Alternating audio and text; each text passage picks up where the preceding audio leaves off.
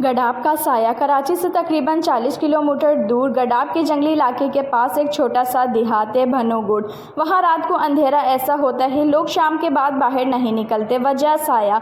असल वाक़या 2016 में एक लड़का नासिर जो कराची यूनिवर्सिटी में पढ़ता था अपने दोस्त के साथ एडवेंचर पर निकला। इन्होंने सोचा रात को गडाब के करीब की वीरान सड़क पर जाके फ़ोटोग्राफी करेंगे। मिलके वे शूट के लिए रात के तकरीबन 2 बजे वो अपनी गाड़ी की टूटी सड़क के किनारे रुकने हैं।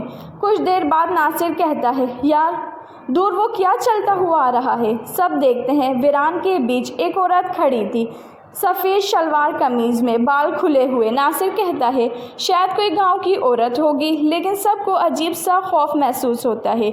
जब गाड़ी की हाई बीम लाइट इस पर पड़ी वो चलना बंद कर देती, सब बस खड़ी रहती। नासिर गाड़ी से उतरता है, दोस्त चीखते हैं वापस आ जा, मगर वो आगे बढ़ता रहता है। फिर अचानक वो औरत गायब हो जाती है, जैसे हवा में तहलील हो गई हो। नासिर गाड़ी में वापस आता है, चुप, बस कहता है वो मेरी माँ जैसी लग रही थी।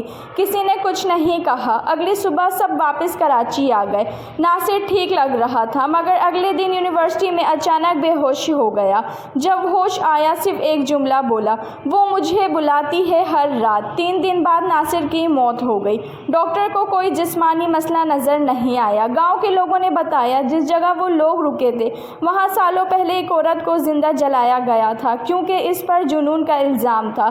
तब से रात में जो वहाँ रुकता है इसका साया वापस नहीं आता। आज भी अगर तुम रात 2 से 3 के दरमियान इस सड़क पर जाओ तो मोबाइल के सिग्नल बंद हो जाते हैं और कभी कभार गाड़ी की हेडलाइट्स खुद ब खुद बुझ जाती। लोग कहते हैं वो औरत अब भी वहाँ खड़ी होती है, बस इतना फ़र्क है अब वो किसी नासिर का इंतज़ार नहीं कर रही, अब वो किसी भी आने वाले को पहचान लेती है।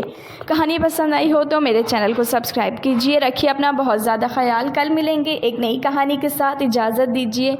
अल्लाह हाफ़िज़।